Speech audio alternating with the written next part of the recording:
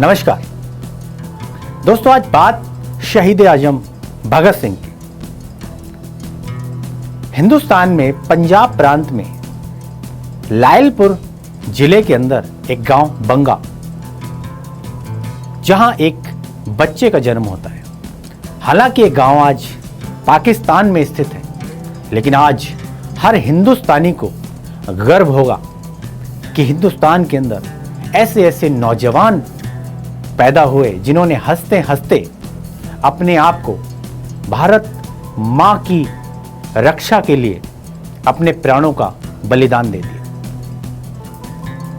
भगत सिंह की अगर बात करें तो बहुत सारे किस्से मशहूर हैं। उन्हीं में से उनका एक बचपन का किस्सा कहते हैं कि जब सरदार भगत सिंह का जन्म हुआ था तो पिता और चाचा दोनों ही जेल में बंद थे।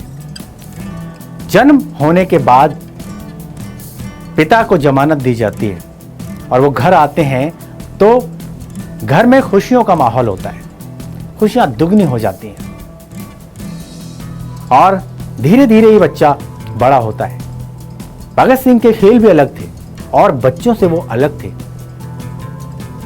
कहते हैं कि सरदार किशन सिंह जी एक बार अपने दोस्त के एक मित्र के पास, जिनका नाम था नंद किशोर मेहता, जी हाँ, नंद किशोर मेहता के पास जब जाते हैं तो वो अपने बच्चे को भी लेकर जाते हैं। काफी दिनों के बाद मित्र से मिलना होता है तो बातों बातों में समय बीत जाता है।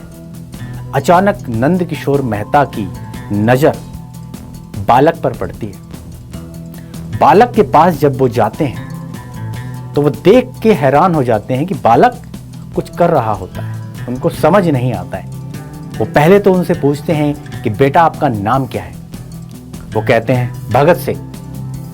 कहते हैं कि आप कर क्या रहे हो?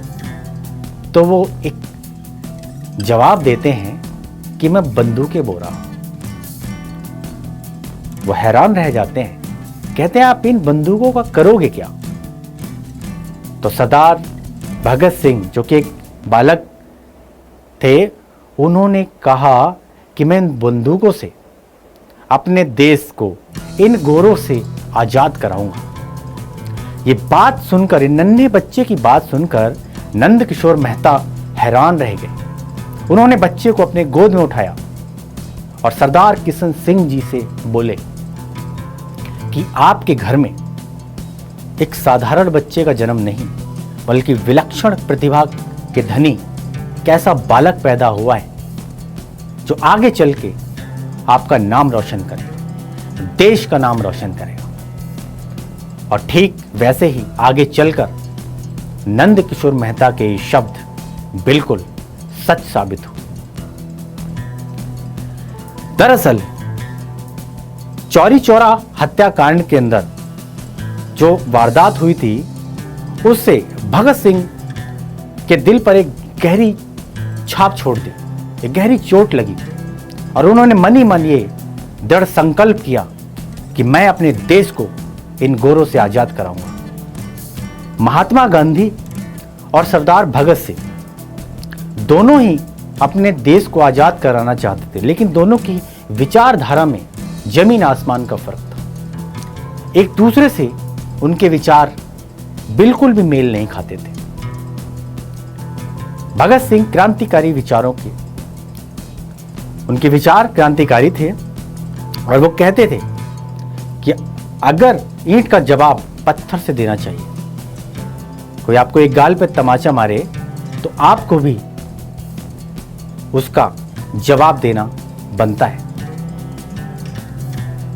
दरअसल ब्रिटिश गवर्नमेंट भारतीयों के प्रति, भारतीय मजदूरों के प्रति संसद के अंदर एक विधेयक लाना चाहती थी, जिससे हिंदुस्तान के मजदूरों को परेशानी लाजमी था। ब्रिटिश सरकार की हुकूमत से वैसे ही हिंदुस्तानी परेशान थे और ये बिल जैसे ही पारित होता तो लोगों की मुसीबतें बढ़ने वाली थी और उन्होंने ये डिसाइड किया कि बिल संसद में पास नहीं होना चाहिए और उन्होंने ब्रिटिश संसद के अंदर बम फेंकने की योजना बनाई। दरअसल भगत सिंह का जो मकसद था वो किसी को मारना नहीं था, बल्कि अपनी आवाज को पूरे देश के लोगों तक पहुंचाना था। बम में विस्फोटक की मात्रा बिल्कुल ना के बराबर थी। किसी को हानि नहीं हुई, किसी को नुकसान नहीं हुआ। हालांकि वो चाहते तो वहां से आसानी के साथ भाग सकते थे, लेकिन उन्होंने ऐसा नहीं किया और अपने आप को ब्रिटिश पुलिस के हवाले कर दिया। और देखते ही देखते ये संदेश पूरे हिंदुस्तान के हर युवा वर्ग के अंदर फैल गया। बहुत सारे लोग उन्हें रिहा कराना चाहते थे।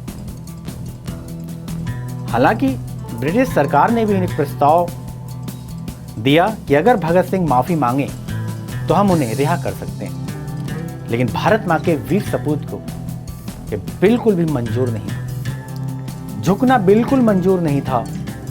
और हंसते हंसते उन्होंने फांसी के तख्ते को कबूल किया। 23 मार्च 1931 को महज 23 साल की उम्र में इस वीर सपूत को फांसी के तख्ते पर लटका दिया गया। आज वो हमारे बीच नहीं है, लेकिन आज हर हिंदुस्तानी, हर युवा को उन पर गर्व है। तो कैसी लगी आज की ये कहानी, हमें लिख भेजिए। धन्यवाद। मिलते हैं अगली कहानी के साथ।